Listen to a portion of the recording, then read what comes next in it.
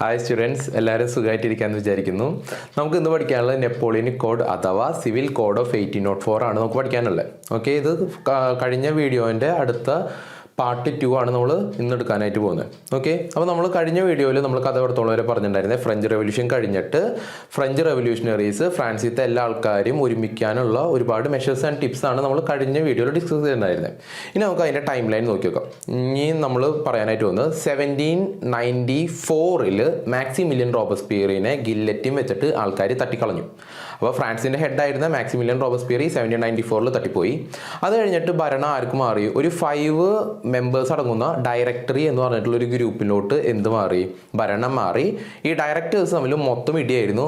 അപ്പോൾ ആ ഒരു സമയത്ത് 1799 നെപ്പോളിയൻ ബോണപ്പാർട്ട് എന്ത് ചെയ്തു? ഒരു മിലിറ്ററി കൂപ്പ് നടത്തിയിട്ട് ഡയറക്ടേഴ്സിനെ മാറ്റിയിട്ട് ഫ്രാൻസിൻ്റെ എംപററായിട്ട് ആര് മാറി? നമ്മുടെ നെപ്പോളിയൻ മാറി 1799 കേട്ടോ.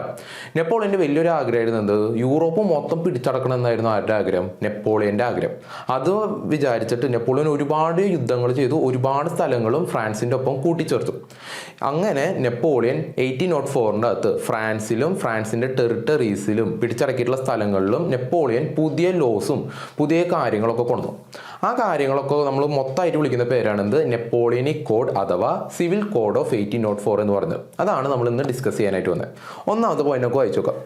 Civil Code of 1804 abolished all privileges based on birth, established equality before law and secured right to property. അതായത് നമ്മുടെ ഫ്രഞ്ച് റെവല്യൂഷന് മുമ്പ് ഫ്രഞ്ച് സൊസൈറ്റി 3 ഡിഫറെൻറ്റ് ക്ലാസ്സസ് ആയിരുന്നു. അതായത് clergy, nobles and third estate. ഈ ക്ലർജിക്കും നോബിൾസിനും പ്രിവിലേജസ് ഉണ്ടായിരുന്നു. ബേസ്ഡ് ഓൺ ബർത്ത് ഒരുപാട് privileges ഉണ്ടായിരുന്നു. ആ പ്രിവിലേജസ് ഒക്കെ ആരെടുത്ത് മാറ്റി? നമ്മുടെ നെപ്പോളിയൻ എടുത്ത് മാറ്റി. ഫോർ എക്സാമ്പിൾ അതിൻ്റെ അകത്ത് ടാക്സ് അടയ്ക്കേണ്ടതെന്ന് പറഞ്ഞ ഒരു പ്രിവിലേജ് ആർക്കുണ്ടായിരുന്നു? ഈ ഫസ്റ്റും സെക്കൻഡ് എസ്റ്റേറ്റ് ഉണ്ടായിരുന്നു. അതൊക്കെ എടുത്ത് മാറ്റി. പ്രിവിലേജസ് ബേസ്ഡ് ഓൺ ബർത്ത് ഒക്കെ എടുത്ത് മാറ്റി. എല്ലാവരും ഈക്വൽ ആണെന്ന് ആര് പറഞ്ഞു? നെപ്പോളിയൻ പറഞ്ഞു. അതാണ് രണ്ടാമത്തെ പറയുന്നത്, established equality before law and secured right to property. എല്ലാവരും ലോന്റെ അണ്ടറിലാണെന്ന് ആര് പറഞ്ഞു? നെപ്പോളിയൻ കൊണ്ടുവന്നു. ഓക്കെ, അത് കഴിഞ്ഞിട്ട് അദ്ദേഹം എന്ന് പറഞ്ഞാൽ സെക്യൂർഡ് റൈറ്റ് ടു പ്രോപ്പർട്ടി, എല്ലാവർക്കും വസ്തു മേടിക്കാനുള്ള അവകാശം ഉണ്ടെന്ന് ആര് പറഞ്ഞു? നെപ്പോളിയൻ പറഞ്ഞു. അപ്പോൾ ഒന്നാമത്തെ പോയിന്റ് എന്താ പറയുന്നത്? Civil code of 1804 abolished all privileges based on birth. എല്ലാ പ്രിവിലേജസും ഫസ്റ്റ് എസ്റ്റേറ്റും സെക്കൻഡ് എസ്റ്റേറ്റും എല്ലാ പ്രിവിലേജസും എടുത്ത് കളഞ്ഞു based on birth. Established equality before law, എല്ലാവരും ലോന്റെ അണ്ടറിലാണെന്ന് കൊണ്ടുവന്നു. And secured right to property, എല്ലാവർക്കും വസ്തു മേടിക്കാനുള്ള അവകാശമുണ്ട് എന്ന് നെപ്പോളിയൻ കൊണ്ടുവന്നു. സെക്കൻഡ് ലോ എന്ന് പറയുന്നത് Napoleon simplified administrative divisions, abolished feudal system and freed peasants from serfdom and manorial dues. Napoleon അടുത്തത് ചെയ്തെന്ന് തൊട്ടാൽ അഡ്മിനിസ്ട്രേറ്റീവ് സിസ്റ്റം, അന്നുണ്ടായിരുന്ന അഡ്മിനിസ്ട്രേറ്റീവ് സിസ്റ്റം ഒക്കെ ഭയങ്കരമായിട്ട് സിംപ്ലിഫൈ ചെയ്തു. അപ്പോൾ ഫ്രഞ്ച് പീപ്പിളിന് അത് ഉപയോഗിക്കാനുള്ള ഉപകാരമായി എന്നായി. അപ്പോൾ അഡ്മിനിസ്ട്രേറ്റീവ് ഡിവിഷൻസ് ഒക്കെ ആ സിസ്റ്റമൊക്കെ എന്ത് ചെയ്തു? സിംപ്ലിഫൈ ചെയ്തു. അടുത്ത് എന്താ ചെയ്തത്? അടുത്തത് ചെയ്തത് ഭയങ്കര വലിയൊരു കാര്യമാണ് കേട്ടോ. അടുത്ത് ഫ്യൂഡൽ സിസ്റ്റം അബോളിഷ് ചെയ്തു. എന്താണ് ഫ്യൂഡൽ സിസ്റ്റം എന്ന് വെച്ച് കഴിഞ്ഞാൽ, ഒരു പ്രഭുവിൻ്റെ കയ്യിൽ ഒരുപാട് ലാൻഡ് ഉണ്ട്.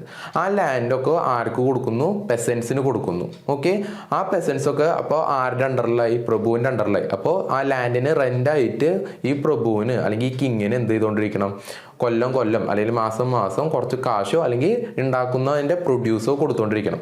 അപ്പോൾ പെസൻസും കിങ് അല്ലെങ്കിൽ നോബിള് ആരുടെ മേലെയാണ്? പെസൻസിൻ്റെ മേലെയാണ്. പെസൻസ് ഒക്കെ ഈ നോബിൾസിൻ്റെ അണ്ടറിലാണ്. ആ ഒരു സിസ്റ്റത്തിന് പറയുന്ന പേരാണ് എന്ത്? ഫ്യൂഡൽ സിസ്റ്റം എന്ന് പറയുന്നത്. അപ്പോൾ ഫ്യൂഡൽ സിസ്റ്റം എടുത്തു മാറ്റി. ഓക്കെ, പിന്നെ അദ്ദേഹം എന്താ ചെയ്തത്?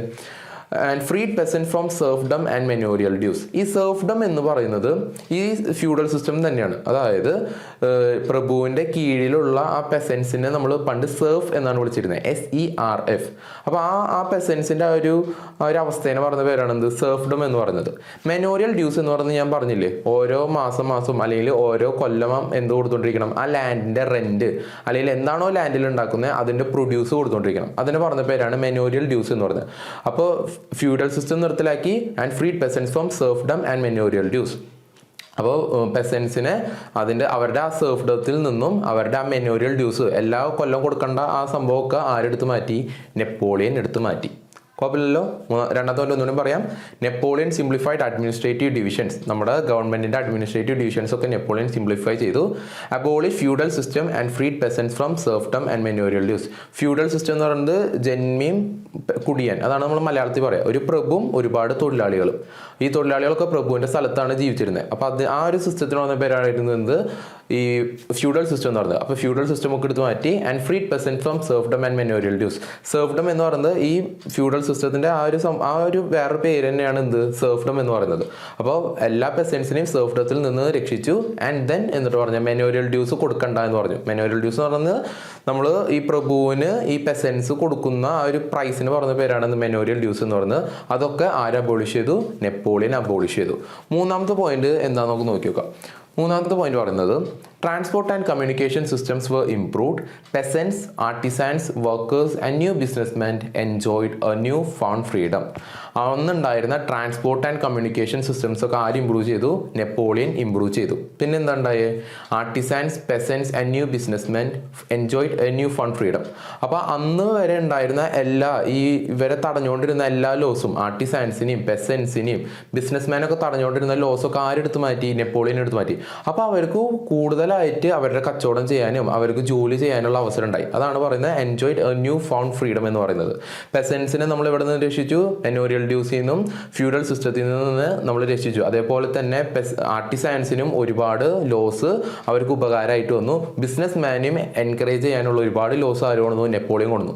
അപ്പോൾ ഇവർക്കൊക്കെ ഒരു പുതിയൊരു ഫ്രീഡം എൻജോയ് ചെയ്യാനായിട്ട് തുടങ്ങി. അതാണ് മൂന്നാമത്തെ പോയിന്റ് പറയുന്നത്. Transport and communication systems were improved. Peasants, artisans and workers and new businessmen enjoyed a newfound freedom. നാലാമത്തെ പോയിന്റ് എന്ന് പറയുന്നത് uniform laws, standardise weights and measures and a common currency facilitated the movement and exchange of goods and capital from one region to another. അതായത് France എന്ന് പറയുന്നത് ഒരു വലിയൊരു കൺട്രിയാണ്. Okay, അപ്പോൾ അതിൻ്റെ അകത്ത് ഒരുപാട് എന്തുണ്ട്? ഡിഫറെൻറ്റ് സ്റ്റേറ്റ്സ് ഉണ്ട്. ഓരോ സ്റ്റേറ്റ്സിനും അന്ന് എന്തായിരുന്നു? ഡിഫറെൻറ്റ് ലോസ് ആൻഡ് റെഗുലേഷൻസ് ആയിരുന്നു. അതൊക്കെ നെപ്പോളിയൻ മാറ്റിയിട്ട് എല്ലാവർക്കും യൂണിഫോം ആയിട്ടുള്ള ഒരു ലോ കൊണ്ടുവന്നു. അടുത്ത എന്താ ചെയ്തത്? ഫ്രാൻസിൽ മൊത്തമായിട്ട് സ്റ്റാൻഡർഡൈസ്ഡ് വെയ്റ്റ്സ് ആൻഡ് മെഷർമെന്റ്സ് ചെയ്തു. എല്ലാവർക്കും സെയിം ആയിട്ടുള്ള മെഷേഴ്സും ആൻഡ് വെയ്റ്റ്സും ആര് കൊടുത്തു? നെപ്പോളിയൻ ഫ്രാൻസ് മൊത്തം ആ ഒരു ലോ കൊണ്ടുവന്നു. ഓക്കെ, അടുത്ത ചെയ്തത് common currency facilitated the movement and exchange of goods and capital from one region to another. അപ്പോൾ സ്റ്റാൻഡേർഡ് വെയ്റ്റ്സ് ആൻഡ് മെഷർമെന്റ് ചെയ്തു. പിന്നെന്താ? ഫ്രാൻസ് മൊത്തമായിട്ട് ഒരു കോമൺ കറൻസി കൊണ്ടുവന്നു. ഈ സ്റ്റാൻഡേർഡ് വെയ്റ്റ്സ് ആൻഡ് മെഷർമെന്റ്സും ഈ കോമൺ കറൻസിയും ഒക്കെ എന്തിന് സഹായകരമായി? നമ്മുടെ ബിസിനസ്സിനും transfer of goods and capital എന്ന് പറഞ്ഞാൽ കാശ്. ഓക്കെ, അപ്പോൾ ബിസിനസ്സിനും ആ കാശിൻ്റെ ഫ്ലോവിനും എല്ലാത്തിനും എന്തായി? അതൊക്കെ ഭയങ്കര ഉപകാരമായി. അതായത് എക്കണോമി ഭയങ്കരമായിട്ട് ബൂസ്റ്റായി എന്നർത്ഥം നെപ്പോളിയൻ്റെ സമയത്ത്. അതാണ് നാലാമത്തെ പോയിന്റ് പറയുന്നത്. യൂണിഫോം ലോ കൊണ്ടുവന്നു, standardised weights and measurements and a common currency. Standardised weights and മെഷർമെന്റ്സും കോമൺ കറൻസിയും എന്തിനെ ഹെൽപ്പ് ചെയ്തു? Facilitated the movement and exchange of goods and capital from one region to another. ഒരു സ്ഥലത്തിൽ നിന്ന് വേറൊരു സ്ഥലത്തോട്ട് ഗുഡ്സ് ആൻഡ് ക്യാപിറ്റൽ, അതായത് സാധനങ്ങളും കാശിൻ്റെയും അങ്ങോട്ടുള്ള ട്രാൻസ്പോർട്ടേഷൻ എന്തായി? ഭയങ്കരമായിട്ട് എളുപ്പമായി. കാരണം ഇപ്പം എല്ലാ സ്ഥലത്തും എന്താണ്? കോമൺ കറൻസിയും കോമൺ സ്റ്റാൻഡർഡൈസ്ഡ് ആയിട്ടുള്ള വെയിറ്റ് ആൻഡ് മെഷർമെന്റ് ആണ്. പണ്ടായിരുന്നെങ്കിൽ ഡിഫറെൻറ്റ് കറൻസിയും പല സ്ഥലത്ത് ഉണ്ടായിരുന്നു and different weights and measurements ഉണ്ടായിരുന്നു. അപ്പോൾ അങ്ങോട്ടും ഇങ്ങോട്ടും പോകുമ്പോൾ എക്സ്ചേഞ്ച് ഭയങ്കര ബുദ്ധിമുട്ടായിരുന്നു. ഇപ്പോൾ ആ എക്സ്ചേഞ്ച് ഒക്കെ ഭയങ്കര എളുപ്പമായി, എക്കണോമി ഭയങ്കരമായിട്ട് ബൂസ്റ്റ് ആയി. ലാസ്റ്റത്തെ പോയിന്റ് എന്ന് പറയുന്നത് in towns guild restrictions were removed. അതായത് മാക്സിമിലിയൻ റോബസ്പിയറിൻ്റെ സമയത്ത് അദ്ദേഹം group of association of professionals എന്തുണ്ടായില്ല? അദ്ദേഹം എൻകറേജ് ചെയ്തിട്ടുണ്ടായിരുന്നില്ല. അതായത് ഇപ്പോൾ പെയിൻറ്റേഴ്സിൻ്റെ അസോസിയേഷൻ, അല്ലെങ്കിൽ ഡോക്ടേഴ്സിൻ്റെ അസോസിയേഷൻ, അല്ലെങ്കിൽ ടീച്ചേഴ്സിൻ്റെ അസോസിയേഷൻ, അങ്ങനെ ഒരു അസോസിയേഷൻ എന്ന് പറഞ്ഞൊരു സംഭവം ആർക്കും ഇഷ്ടമുണ്ടായിരുന്നില്ല? ഈ മാക്സിമിലിയൻ റോബസ്പിയർക്ക് ഇഷ്ടമുണ്ടായിരുന്നില്ല. അപ്പം അതിന് ഒരുപാട് റെസ്ട്രിക്ഷൻസ് അദ്ദേഹം വെച്ചിരുന്നു. നെപ്പോളിയൻ എന്താ ചെയ്തതെന്ന് വെച്ചാൽ ഈ റെസ്ട്രിക്ഷൻസ് ഒക്കെ എടുത്തു മാറ്റി. അതാണ് ഗിൽഡ് റെസ്ട്രിക്ഷൻസ് എടുത്തു മാറ്റുക. ഗിൽഡ് എന്ന് വെച്ച് കഴിഞ്ഞാൽ ഈ ഒരു എന്താ പറയുക, പ്രൊഫഷണലി ആയിട്ടുള്ള ഒരു അസോസിയേഷൻ പറയുന്ന പേരാണ് ഗിൽഡ് എന്ന് പറയുന്നത്. അപ്പോൾ ടൗൺസ് ആൻഡ് സിറ്റീസിലുള്ള ആ ഗിൽഡ് റെസ്ട്രിക്ഷൻസ് ഒക്കെ ആരെടുത്ത് മാറ്റി? നെപ്പോളിയൻ എടുത്തു മാറ്റി. അപ്പോൾ ഈ 5 പോയിന്റ് ഭയങ്കര ഇമ്പോർട്ടൻ്റ് ആയിട്ടുള്ള പോയിന്റാണ്. CBSE പരീക്ഷേൻ്റെ അകത്ത് എപ്പോഴും ഒരു 4 മാർക്ക് ക്വസ്റ്റ്യൻ ആയിട്ട് എപ്പോഴും കണ്ടുവരുന്ന ഒരു ചോദ്യമാണ് എന്ത്? നെപ്പോളിയനിക് കോഡ് അഥവാ സിവിൽ കോഡ് ഓഫ് 1804 എന്ന് പറയുന്നത്.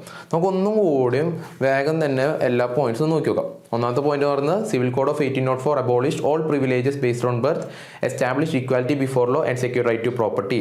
എന്താ പറയുന്നത്? Privileges based on birth first എസ്റ്റേറ്റിന്, സെക്കൻഡ് എസ്റ്റേറ്റിന് പ്രിവിലേജസ് ബേസ്ഡ് ഓൺ ബർത്ത് എടുത്തു കളഞ്ഞു. എല്ലാവരും ഒരേ ലോൻ്റെ അണ്ടറിലാന്ന് പറഞ്ഞു. റൈറ്റ് ടു പ്രോപ്പർട്ടി, എല്ലാവർക്കും എന്ത് സ്ഥലം മേടിക്കാനുള്ള അവകാശം ഉണ്ടെന്ന് പറഞ്ഞു. രണ്ടാമത്തെ പോയിന്റ് എന്താ പറയുന്നത്, Napoleon simplified administrative division, abolish feudal system and freed peasant from manorial dues and serfdom. അതായത് അഡ്മിനിസ്ട്രേറ്റീവ് സിസ്റ്റമൊക്കെ ഭയങ്കരമായിട്ട് സിംപ്ലിഫൈ ചെയ്തു, ഫ്യൂഡൽ സിസ്റ്റം നിർത്തലാക്കി. ഫ്യൂഡൽ സിസ്റ്റം എന്ന് പറയുന്നത് ജന്മി ആൻഡ് പെസൻസ്, ഓക്കെ, ഒരു പ്രഭുവും പെസൻസും ആ ഒരു സെറ്റപ്പിനെ പറഞ്ഞ പേരാണ് ഫ്യൂഡൽ സിസ്റ്റം. അങ്ങനെ പെസൻസിനെ അവരെ സെർഫ്ഡത്തിൽ നിന്ന് രക്ഷിച്ചു, ഫ്രീഡ് ചെയ്തു. പിന്നെ എന്താ വെച്ചാൽ മെനോറിയൽ ഡ്യൂസ് നിർത്തലാക്കി. മെനോറിയൽ ഡ്യൂസ് എന്ന് പറയുന്നത് ഈ പെസൻസ് ഈ പ്രഭുവിന് കൊടുക്കേണ്ട ആ പ്രൈസ് അല്ലെങ്കിൽ ആ പ്രൊഡ്യൂസിന് പറഞ്ഞ പേരാണ് മെനോറിയൽ ഡ്യൂസ്, അതൊക്കെ നിർത്തലാക്കി. അടുത്ത എന്താ ചെയ്ത് നെപ്പോളിയൻ ചെയ്തത്, transport and communication systems were improved. Peasants, artisans, workers and new businessmen enjoyed a newfound freedom. Transport and communication systems ഒക്കെ ഭയങ്കരമായിട്ട് ഇമ്പ്രൂവ് ചെയ്തു. പിന്നെ നമ്മൾ ഇപ്പോൾ ആരെ രക്ഷിച്ചു, നമ്മൾ പെസൻസിനെ മെനോറിയൽ ഡ്യൂസ് ആൻഡ് സെർഫ്ഡത്തിൽ നിന്ന് രക്ഷിച്ചു. അപ്പോൾ അവർക്ക് പുതിയൊരു ഫ്രീഡം കിട്ടി. പിന്നെ പെസൻസ്, പിന്നെ ആർട്ടിസാൻസ് ആൻഡ് ന്യൂ ബിസിനസ്മെൻ, അവർക്കൊക്കെ എൻകറേജ് ചെയ്തിട്ടുള്ള ഒരുപാട് ലോസ് നെപ്പോളിയൻ കൊണ്ടുവന്നു. അപ്പോൾ അവർക്കൊക്കെ ഒരു പുതിയൊരു ഫ്രീഡം ഈ നെപ്പോളിയനിക് കോഡ് അഥവാ സിവിൽ കോഡ് ഓഫ് 1804 വഴി അവർക്ക് കിട്ടി. നാലാമത്തെ പോയിന്റ് എന്ന് പറയുന്നത് uniform law, standardise weights and measurements and common currency facilitated the movement and exchange of goods and capital from one region to another. എല്ലാവർക്കും യൂണിഫോം ലോസ് കൊണ്ടുവന്നു. France മൊത്തമായിട്ട് സ്റ്റാൻഡർഡൈസ് വെയ്റ്റ്സ് ആൻഡ് മെഷർമെന്റ് ചെയ്തു. അതായത് എല്ലാവർക്കും same weights and measurements അവർ കൊണ്ടുവന്നു. And ഒരു common കറൻസിയും കൊണ്ടുവന്നു. കറൻസി ഫ്രാങ്ക് ആണ് റീഇൻട്രൊഡ്യൂസ് ആണ് ചെയ്തത്. ഫ്രാങ്ക് കറൻസി റീഇൻട്രൊഡ്യൂസ് ചെയ്തു. അപ്പോൾ ഇതൊക്കെ കാരണം എന്തായി, ഒരു സ്ഥലത്ത് നിന്ന് വേറൊരു സ്ഥലത്തോട്ട് ഗുഡ്സ് ആൻഡ് ക്യാപിറ്റൽസ് ട്രാവൽ ചെയ്യാനായിട്ട് ഭയങ്കര എളുപ്പമായി. കാരണം എല്ലാ സ്ഥലവും ഒരേ കറൻസിയും ആൻഡ് ഒരേ എന്താണ് പറയുന്നത് സെയിം സ്റ്റാൻഡർഡൈസ് വെയ്റ്റ്സ് ആൻഡ് മെഷർമെൻറ്റാണ്. അപ്പോൾ എല്ലാവർക്കും ഗുഡ്സ് ആൻഡ് ട്രാൻസ്പോർട്ടും ഗുഡ്സിൻ്റെ ട്രാൻസ്പോർട്ടേഷനും ആൻഡ് ക്യാപിറ്റലിൻ്റെ ട്രാൻസ്പോർട്ടേഷനൊക്കെ ഭയങ്കര എളുപ്പമായി. അപ്പോൾ ഫ്രാൻസിൻ്റെ എക്കണോമി നന്നായിട്ട് ബൂസ്റ്റായി. ലാസ്റ്റത്തെ പോയിന്റ് എന്ന് പറയുന്നത് in towns guild restrictions were removed. Guild എന്ന് വെച്ച് കഴിഞ്ഞാൽ ഒരു ഗ്രൂപ്പ് ഓഫ് പ്രൊഫഷണൽ അസോസിയേഷൻ പറഞ്ഞ പേരാണ് എന്ത് ഗിൽഡ് എന്ന് പറയുന്നത്. അപ്പോൾ അതിന് പണ്ട് എന്തുണ്ടായിരുന്നു, അതിന് റെസ്ട്രിക്ഷൻസ് ഉണ്ടായിരുന്നു. ആ റെസ്ട്രിക്ഷൻസ് ഒക്കെ ആരെടുത്ത് മാറ്റി, നെപ്പോളിയൻ എടുത്ത് മാറ്റി. എല്ലാവർക്കും ഈ 5 പോയിന്റ് ക്ലിയർ ആയെന്ന് ഞാൻ വിശ്വസിക്കുന്നു. എന്തെങ്കിലും ഡൗട്ട് ഉണ്ടെങ്കിൽ താഴെ കമൻറ്റിൽ ഇടുക. എന്നെക്കൊണ്ട് പറ്റാവുന്നതാണെങ്കിൽ നിങ്ങളുടെ സംശയം ഞാൻ തീർത്തുതരാം. അപ്പോൾ എല്ലാവർക്കും ഈ വീഡിയോ കണ്ടതിൽ താങ്ക് യു.